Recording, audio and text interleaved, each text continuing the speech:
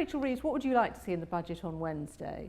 Well, I think that there's going to be two tests for George Osborne in the budget next week. First of all, what's he going to do to get jobs and growth back on track? We've had the unemployment numbers that show a further 17,000 increase in the number of people out of work. The economy is flatlined for the best part of 18 months now. So is the Chancellor actually going to take some action to get the economy moving and growing again, to reduce unemployment and to then increase those tax revenues so we can start paying down the deficit? And the second test is around fairness, because even within tight fiscal constraints, the government and the Chancellor has got choices about the way in which to get the deficit down. So far, his decisions have taken more from families with children than it has from the banks. And I would like to see in the budget next week something more to help ordinary families struggling with the rising cost of living and stagnant wages. And I think that's going to mean taking a bit more from those at the top, whether it's in pensions, tax relief, a mansion tax, cracking down on the avoidance of tax, but something to really help those families who are struggling right now. Well, you mentioned all those possible measures for cracking down on the rich, and indeed there's been a big public discussion between the Liberal Democrats and the Conservatives about a mansion tax, a tycoon tax, the 50p rate, attacking people's pensions and so on. Which of those measures, or all of them, would you like to see most? Well, we have said that we would support a mansion tax if that money is used to relieve some of the pressures on families. The debate in the coalition seems to be, should they stick with the 50p rate or should they get rid of that and introduce a mansion tax instead? I think right now we should be sticking with that 50p rate for people earning more than £150,000. But in addition, a mansion tax could be used to relieve some of that pressure on families. And also Ed Balls and Ed Miliband have set out changes we would like to see on pensions tax relief. So restricting pension tax relief right at the top of the income distribution, and again using that money to restore the cuts we've seen to working tax credits. What's your reaction to the news that Fitch's have joined Moody's now in warning that our AAA credit rating could be at risk? Well, I mean, it was George Osborne who said that we should judge his government and his economic policy by the way in which the rating agencies respond, and also what happens to ordinary interest rates on our mortgage rates. Well, the last few months mortgage rates have been going up, and we've now seen the second rating agency put the UK on negative alert. Now, Labour has never said that you should run your economic policy by what the rating agencies said. The rating agencies certainly didn't cover themselves in glory during the financial crisis, giving Lehman Brothers the top-notch ratings right until their downfall. But it was the Chancellor who said this is the standards by which his government should be judged, and even against his own standards he's now failing, with the rating agencies putting us on negative outlook, with interest rates going up, and of course with the government borrowing an extra £158 billion more than they planned during the course of this Parliament, because unemployment is higher and economic growth is weaker. But doesn't it show the importance of getting the deficit down, though? Well, the rating agencies are being quite schizophrenic. On the one hand, they're saying we need these tax increases and spending cuts to get the deficit down. And when they see the results of those tax increases and spending cuts in the lower growth and the higher unemployment, they say, well, that higher unemployment and lower growth is going to make it harder to reduce your deficit.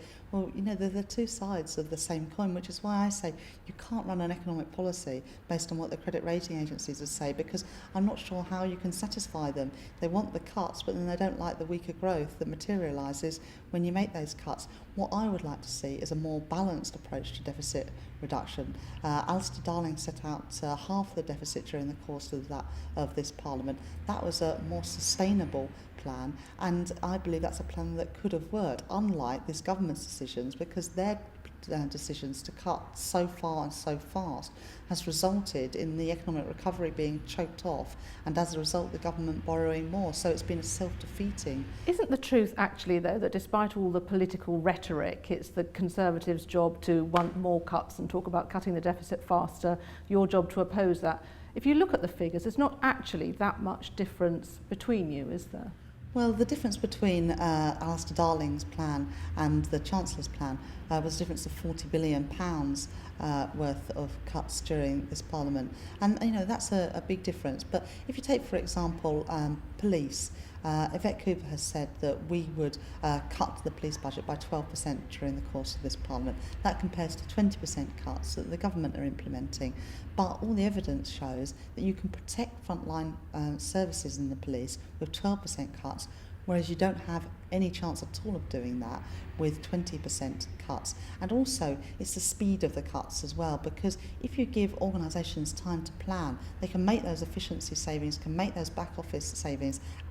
But the fact is, the speed of the cuts and front-loading of the cuts we've seen from this government mean that you're having deep cuts into frontline public services, which is why we're seeing cuts in the number of nurses, police, community support officers, and all those people who provide frontline public services.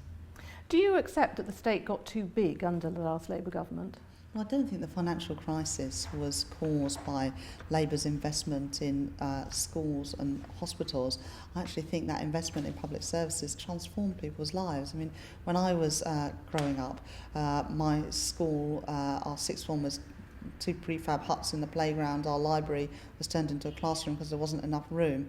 And I think that Labour's investment in schools has really transformed the lives and opportunities of so many young people, and I'm proud of our achievements in doing that. But, you know, we didn't get everything right when we were in government. We should have had more effective regulation of the banks to try and avoid some of the crisis. And also, we did become over-reliant on revenue that turned out to be unsustainable from housing and financial services. But these were the mistakes that were made across the world. And if you'll remember, leading up to the financial crisis, it was the Conservatives saying that we were regulating too much, that we should have a lighter touch system of regulation of financial services, we should deregulate the mortgage market. So, you know, the Conservatives say now that it was Labour's failure, but, you know, they were the ones who were calling for even lighter touch regulation than we had. And yet, Labour is still trailing the Conservatives in the polls on economic competence. Why do you think that is? Well, you know, we presided over the biggest recession in more than a generation. And, you know, I'm not surprised that people want Labour to take some responsibility for that. And we are doing so, which is why, you know, we've said that we should have been tougher on bank regulation, for example. Now, it's my job as Shadow Chief Secretary to try and give people confidence that we would show fiscal discipline, that we would be responsible custodians of taxpayers' money, which is why it's important that we don't oppose every cut or tax increase. It's why we've said, for example, on police, on defence, on schools, on transport, that there are cuts that Labour would make and there are tax increases that Labour would make.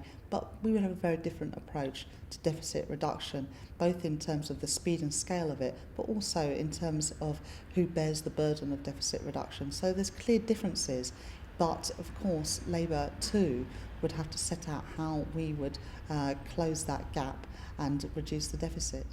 Now, you're one of the new generation of MPs. You weren't actually there in the last Labour government, and you've been described as being one of the Nandos 5, along with Chuka Umunna, Luciana Berger and others. Does this group still meet, and do you still go to Nandos? I think we one evening when we didn't have a vote, we went out to Nandos, and one of us made the mistake of tweeting it. So from now on, you'll be the Nandos 5? Well, I mean, it shows some fiscal responsibility as well. It's our own money, but it was good value. We enjoyed our chicken and sweet corn. But more seriously, what is it that unites the MPs of your generation? What drives you all? You know, growing up in the 80s and 90s under the Thatcher and Major governments, and seeing that impact on my community, my school, my family, and not wanting to go back to those days, and recognising the difference that government can make in providing opportunities that people otherwise wouldn't have if you come from a family of modest and middle incomes. Public services, whether it's our schools or our hospitals, really do have the potential to transform people's lives. And it's a fantastic group of new MPs who got elected at the last election, and we all supported each other during the selection and the election campaign, and there are strong bonds there. Parliament changed a lot in 2010, not only a change of government, but so many new MPs and new generation coming up, and I think that's quite exciting, both for the Labour Party but also for Parliament. You're going to be busy next week responding to the budget. Would you like to be Chancellor yourself one day? I would very much like to be Chief Secretary of the Treasury, because I can say all these things at the moment about what we would do and how we will criticise the budget, but I would much prefer to be inside the Treasury, actually being able to make the difference rather That's than a very just, female thing to shouting want the from number the- 2 job. Wouldn't you want the number 1 job? I would be very pleased if Labour won the next election. I think that is our biggest battle at the moment, to win that trust back of the public who deserted us in 2010 and to get back into government. But that's our struggle for the next 3 and a bit years.